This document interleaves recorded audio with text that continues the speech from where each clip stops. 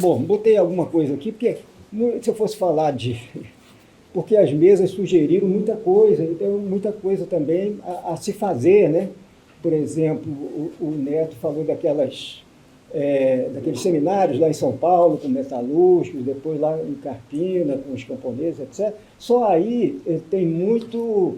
Quer dizer, não deu tempo de processar isso tudo para fazer o livro final, o produto final do projeto, né? Que agora, 5 anos depois que acabou, a CAPES está na minha cola. Né? O problema do gestor, mas o gestor, mas nós não somos, né? A nossa equipe não é expert em contabilidade pública, né? De regras, essas coisas todas. Então, a gente está com uma montanha de diligências na cabeça que já sei que esse período de emergência será para prestar contas. Bom, então, assim, eu vou escrever alguma coisa aqui para também não me perder nessa hora aqui. No final dessa jornada, que foi tão longa, né, que parece uma alusão irônica às longas jornadas de trabalho das usinas de açúcar.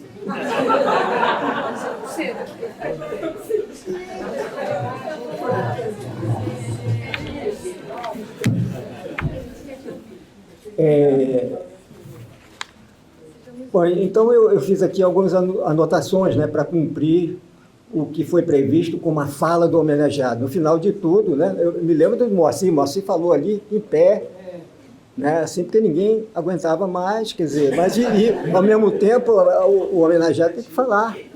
Então a gente ficou aflito, né, o Moacir ele falou, então eu estou nessa situação agora. Que mote falar? Quer dizer, eu anotei para caramba, né, como a Luciana observou, né, porque é um cacuete também, a gente está cheio de gente que faz isso, né? Para começar, o Moacir fazer isso, aquela letra ininteligível. Mas eu peguei um mote para não, enfim, sei lá, não dá para continuar aquilo que foi falado aqui. Isso a gente vai ter que processar, né? Porque também não vou entrar, né? Apesar de que a gente tem a sensação de muita coisa que está se transformando demais, assim, muito velozmente, né? Assim, os operários de usina de açúcar não são mais os mesmos, né? As fábricas têxteis acabaram em grande parte, né? Enfim, ao menos aquelas que a gente estudou, aquele tipo de industrialização. Né? Já lá na conferência de titular, eu já estava falando isso, que esse processo já estava em andamento, né? E de lá para cá se acelerou com essa informatização assim, generalizada. Né? Então eu vou falar umas besteiras aqui, quer dizer, a propósito desse espaço aqui, multiuso, a propósito dessa emergência, digamos, esse contexto dessa coisa. Né? Esse espaço multiuso do novo prédio reformado da biblioteca do museu, em que esse evento aconteceu, né, ele se segue ao evento em homenagem ao mestre Moacir Palmeira, 2 anos atrás. Né? E aí esse espaço aqui me fez lembrar de outros espaços, né, onde eu passei por rituais de passagem nessa instituição. Né? O primeiro espaço, para vocês verem, foi uma sala fechada, né, um ritual assim, que falta um elemento do público mais geral. O primeiro espaço foi a sala de coordenação do programa, depois denominada de Sala Roberto Cardoso de Oliveira, porque era a sala do Roberto Cardoso, ali, né? Enquanto ele esteve na coordenação. E a minha dissertação de mestrado, justamente o Vapor do Diabo, se passou, quer dizer, o vapor ficou contido na sala fechada. Né? A sala muito bonita, que dava ali para o Jardim das Princesas e tal, né? E o regulamento da época era assim. Então, foi em maio de 75, né? Já até uma data redonda. Então, eu estava presente na banca, Moacir Palmeira, que era o meu orientador, vou falando o nome das pessoas, não burocraticamente, mas para que as pessoas sejam mencionadas aqui.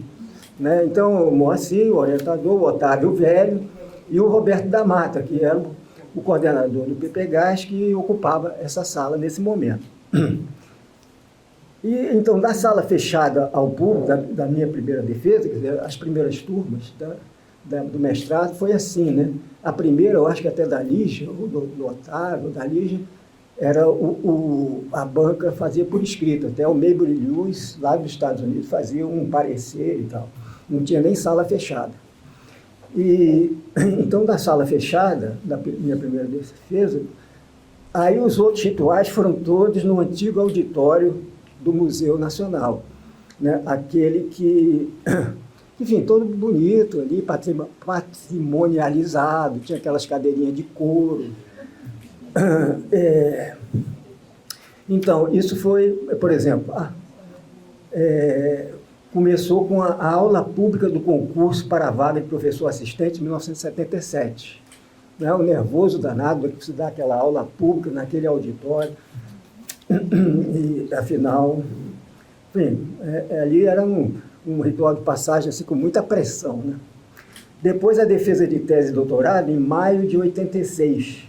Né? Então estava lá, a banca era a Lígia, que era a orientadora, estava o Moacir, estava o Castro Faria, o Michael Hall e o Chico de Oliveira, que estavam na banca. Né? E nesse momento, me lembro, enfim, então está nas fotos, né? As primeiras teses, né, do museu, todo mundo, eu estava comprei roupa nova, paletó, essas coisas todas, né? Então, naquele momento era assim. Bom, depois teve a aula do concurso para titular em 2011 também, com a banca presidida por Gilberto Velho, e tinha esses membros, Marisa Peirano, Manuela Carneiro da Cunha, Moacir Palmeira e Roque Laraia. E agora o de hoje é esse novo cenário desse prédio. Né? Na ocasião da minha primeira defesa, do mestrado em 75, nós estávamos em plena ditadura. E o jovem programa de pós-graduação acabava de passar por uma crise de financiamento, já foi falado isso aqui. Né? E finalmente a gente conseguiu um encaminhamento feliz naquela época devido à inclusão do programa no nascente Fundo Nacional de Desenvolvimento Científico e Tecnológico, FNDCT, né? Que estava se constituindo naquela época. Na minha geração de colegas do museu, muitos estavam se convertendo à antropologia, né, proveniente da sociologia, da história, da filosofia, né, e carreiras diversas, como a de economia, que era o meu caso e o caso dos amigos Afrânio Garcia Júnior e Marie France Garcia. Né? Muitos já se referiram a isso, a Marie France também e tal.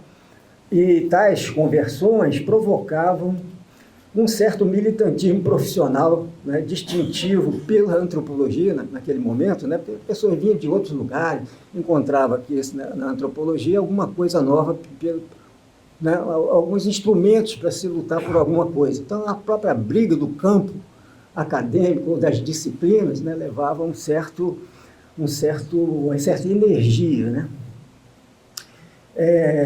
E no nosso caso, a gente tinha essa batalha anti-economicista, né? Como a gente vinha da economia, a gente fazia aquela batalha anti-economicista que dava um certo gás. A antropologia também, naquele momento, acolheu, né, por consequência da ditadura, dos ares da ditadura, né, muitos egressos de graduações em ciências sociais que haviam sido reprimidas, né, ou destruídas. Né,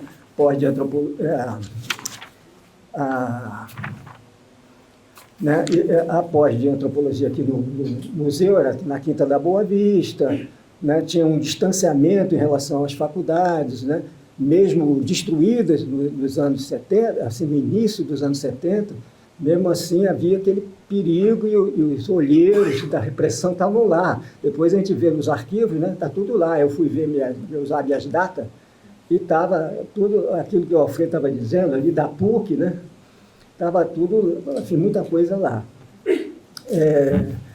Então, aqui era um aparente efeito fins e contínuo, né, que já foi referido aqui em outras ocasiões, a Regina mesmo falou disso. O Fins e Contínuo era um filme do Vittorio De Sica, que retratava uma casa de uma família italiana judia e que estava rica, né, e que parecia estar alheia ao que estava se processando na Itália, e finalmente eles foram atingidos né, pelo fascismo, pelo nazismo, etc. Mas, aqui, no entanto, não era bem fins e contínuos, porque aqui tinha muita energia também né, dessa interiorização de uma energia rebelde, né, veio para o interior da profissão. Né, aquilo que aquele Albert Hirschman fala disso, né, que muita gente que veio de movimentos rebeldes, luta armada, etc., na América Latina, muitos entraram para ONGs ou fizeram outro tipo de trabalho mais legal posteriormente, né, e isso estava ocorrendo naquele momento. Nas outras cenas, né, de rituais de passagem ao que eu me referi, elas sempre se deram um misto de solenidade e de precariedade, né? Assim, a solenidade do auditório de um prédio histórico, né, que coroava um trabalho que vinha se destacando naquele momento e tal, mas que sempre se deu em condições materiais precárias, né? Como agora parece ser o destino de muitas universidades pelo mundo, seja pelas políticas de austeridade, seja pela intolerância política, né, como a gente vê nos Estados Unidos agora, etc. E a gente aqui na austeridade sempre. Né? Eu me lembro que na defesa do Ricardo Benzaquem, né, Ricardinho, estourou no banheiro anexo ao auditório, né, um cano que inundou o auditório. Né? E, bom, o próprio auditório, infelizmente, foi o foco do incêndio. Né? Enfim, então a gente está sempre entre essa solenidade que a gente escapou aqui da Beca. Né? E, bom, a emerência do professor Castro Faria foi no auditório do museu, né, em junho de 84. Eu pensei que era muito mais tempo atrás, mas realmente era em 84. E pelo que eu me lembro, não houve togas, né, pelo que eu me lembro. Sabe? A lembrança não ficou tão marcada assim, porque o orador era outro professor titular da zoologia, né? Não tinha assim massa crítica e hierárquica para a antropologia para julgar o Castro. Então era gente, um outro figurão que já tinha sido diretor do museu, que foi o orador. Então, e o reitor era o Adolfo Polilo, que foi o último a ser indicado naquela lista sextupla que a ditadura indicava. Né? Então, enfim, era uma cerimônia que a gente não dava muito valor. A cerimônia de emerência do Otávio foi em dezembro de 2005, 21 anos depois. Quer dizer, você vê que uma vaga de emergência assim, rara, né? Sei lá, bom, tem esse isolamento do museu, etc., mas enfim, sei lá. Então, já na Faculdade de Medicina é mais frequente, né? Faculdade de Medicina, outros lugares assim. Eu acho, né? Pelo menos você vê na lista de eméritos, tem muito médico, etc. Então, a cerimônia do Otávio, que foi 21 anos depois do Castro, foi uma sessão extraordinária do Consune, veja do que nós escapamos. Foi uma sessão extraordinária do Consune, todo mundo de beca, né? E o cerimonial, na época, era defendido pelo reitor Luiz Teixeira, né, um reitor revolucionário que foi, né, teve um primeiro mandato justamente cassado praticamente, depois foi eleito gloriosamente, etc., né, mas ele dava valor a esses rituais universitários para marcar e tal. Enfim, então foi assim, a gente tem muita foto disso aí, é engraçado, é interessante. Então, bom, 18 anos depois do Otávio, foi dezembro de 2005. E o do Moacir já foi aqui nessa sala, sem essa cerimônia toda, né? E 18 anos depois do Otávio. E o evento de hoje segue esse modelo, né, da homenagem ao Moacir, está aqui nessa mesma sala. O homenageado está aqui pressionado para falar alguma coisa, como ele estava. E, bom, agora o intervalo entre esses dois eventos, né, do Moacir para cá, e também o intervalo com a próxima homenagem ao João Pacheco, que já está tramitando, já passou lá pelo fórum, porque tem todo um processo, né? Enfim, vai estar para breve, então isso sugere que o intervalo está diminuindo, né? Também é um pouco essa geração dos velhos aqui do museu. Então, isso espera-se recuperar a lentidão passada e, de certa forma, honrar aqueles colegas. Enfim, recuperar um pouco esses lugares de emergência que podiam ter sido ocupados por outros, né, que não chegaram lá. Aqui, enfim, vários colegas, eu estou aqui porque sobrevivi, né, gente? Porque tinha vários colegas que estavam aqui, mereciam estar nesse lugar aqui antes de mim, como, enfim, a Lígia, o Gilberto Velho, a Giralda Saiba, pessoas que acabaram falecendo antes da aposentadoria. Então, você precisa estar aposentado para entrar nessa coisa de emergência. Então, aqui, bom, eu vou finalizar agradecendo aqui, né, aos colegas que impulsionaram essa homenagem, né, inicialmente aqui no interior do PPGás, e depois a coisa vai rolando, né, os pareceristas e colegas dos órgãos deliberativos ao longo da cadeia administrativa da UFRJ, né. Passa aqui pelos pareceres internos aqui da casa, depois vai lá para o fórum, que teve um parecer generoso, né, do colega Marcelo Moraes, que enfim, é o diretor da editora, que foi legal.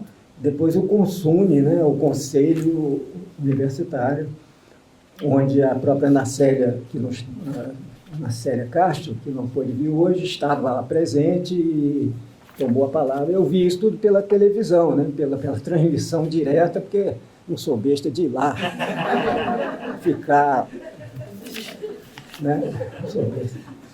Enfim, quer dizer, também eu passei pelo Conselho Universitário e dei pareceres desses, né, para emergências e tal, e nunca o emérito não estava lá, porque não é para estar, né, pode estar depois. No máximo está lá fora para ser depois aclamado, mas não era o caso. Bom,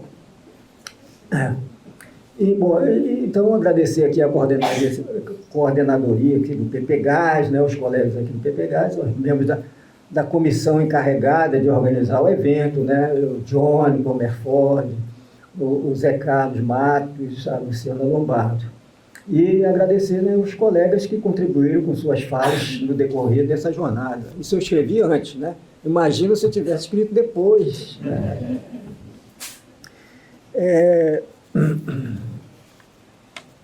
Bom, teve algumas pessoas que poderiam estar aqui também, como a gente, a seleção da programação tem que ser feita, né?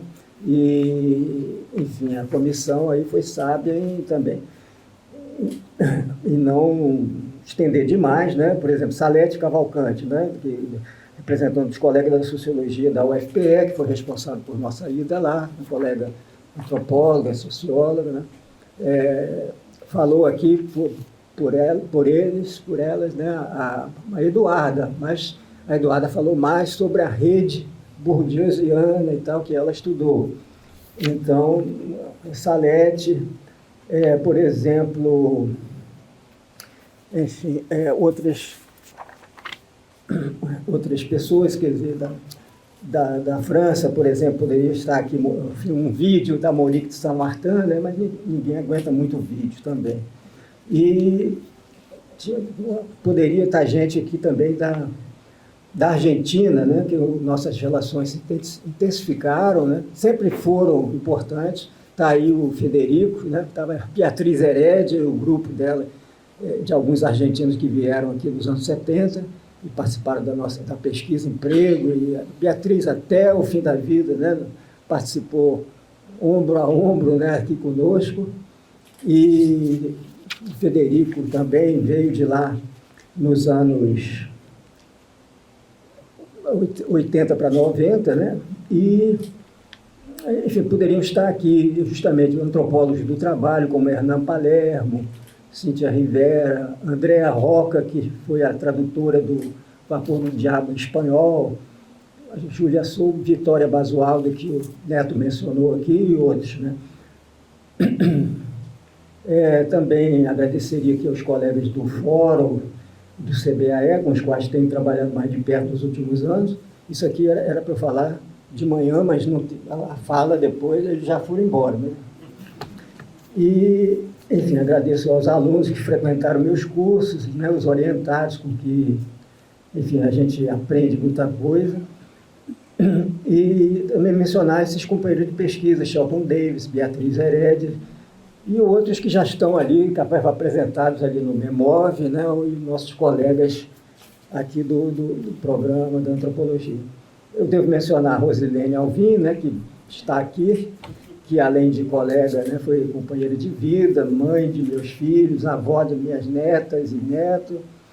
E Rosilene, desde o início, quer dizer, ela fez campo comigo no Vapor do Diabo, no início, né, a metade do campo, e foi uma coisa assim generosa, generosa na medida que ela tinha que redigir a sua dissertação, cujo prazo estava apertado, né, mas ela foi, depois de me ajudar bastante, porque eu era novato, ela já tinha feito pesquisas em Juazeiro do Norte, no Ceará e tal.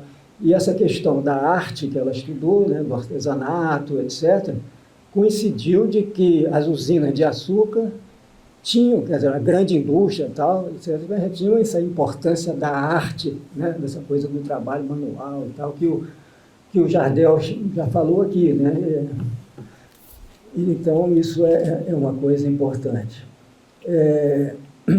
Meus irmãos estão aqui presentes, né? A Ângela, o Silvio, que representa aqui minha família de origem, né? De manhã, rapaz, o pessoal só me chamava de Leite Lopes, né? E Zé Leite. Ou seja, eram os nomes do meu pai, né? Zé Leite era o nome dele. Enfim, eu me senti um pouco, assim, os pais, sumiu a geração do... É interessante isso. Mas a gente tem que assumir, né, o Leite Lopes, acaba sendo... Não tem jeito. Enfim, eu vou encerrar aqui fazendo essa homenagem ao Afrânio, né, Garcia Júnior, né, que foi recentemente falecido, né, e que, como a Marie-France mencionou no vídeo dela, né, depois o Bernardo botou aquela foto, né, em Paris, ali, que estava aquele seminário de futebol, e eu acabei comprando uma camisa do Botafogo no aeroporto, botando o nome dele e exibindo lá. Era para dar para ele pessoalmente, né, mas enfim, foram poucos dias de diferença. E então, enfim, eu vou encerrar agradecendo ao Afrânio, porque ele investiu emocionalmente muito nessa imerência, né? Como o Afrânio fez uma carreira paralela na França, né? Ele investiu muito, tanto meu texto de titularidade, né? Como a coisa da imerência, ele tinha, enfim, ele fazia, enfim, ficava cobrando o pessoal do programa para acelerar essa emergência, etc., porque, além da do Moacir, mas essa também, como se fosse a dele própria, entendeu? Era assim, porque como a gente teve realmente uma trajetória paralela, assim, muito próxima, ele tem um lado assim, mais talvez de valorizar essas solenidades, essas formais e também a competitividade, desde o vestibular que ele fez do Colégio de Aplicação, Pedro II, etc., que naquela época o ensino secundário público, né, era disputado, assim, tinha pré-vestibular e tudo. E, enfim, então o Afrânio era muito entusiasta desse estado, né, para o aposentado, que é um estado para, enfim, é uma coisa rara, né, porque a gente vê por esse processo que é uma coisa que a gente acaba naturalmente representando, né, todos os colegas que poderiam ter sido, né, além daqueles que podem ser, enfim, o tempo chegará, né? Então é isso, gente, eu vou me despedir, assim, liberar vocês, depois dessas falas, assim, que felizmente está sendo filmada. A gente não tem a transmissão direta, também o Afrânio ficou danado com a cerimônia do Moacir, que devia ser transmitida diretamente e tal, mas a gente tem as dificuldades aqui do museu, uma coisa, um tempo lento, né? Enfim, com muitas coisas tem um tempo lento enfim, a gente chegará ao tempo que vai ocupar isso aqui, vai transmitir para o mundo, né? A internet para o mundo, a gente vai pegar o filme e depois botar.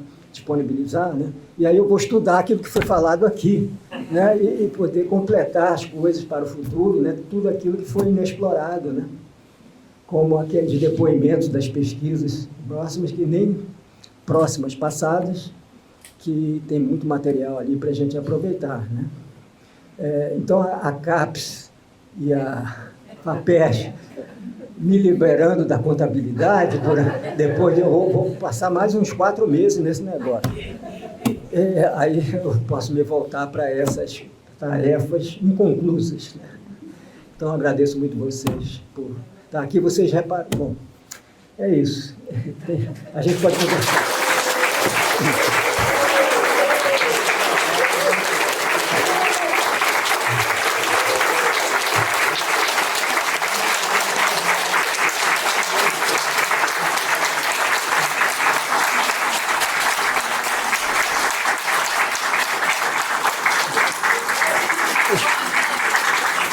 Quero que